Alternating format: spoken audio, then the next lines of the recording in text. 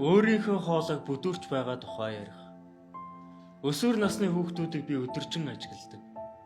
Өөрөөсөө алдаа хайхгүй тэд. Өсөв тусам үлмийдээ гониг ивж байдаг. Өөрсдийнх нь инээд тэр дор живж байдаг. Үерхэл, дайсагнал хийгээд үйл бүхэн. Өрнөж бүг хичээхээр нууж агаад. Өөрсдөө бидэнд илчилж өгдөг.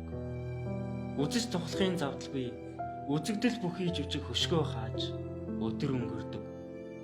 Том болоод тэр дээрлэхүү ихэрхүү хэсэг нь тэргүүнээ хаа нэгтээ гудаалгаж болохгүй.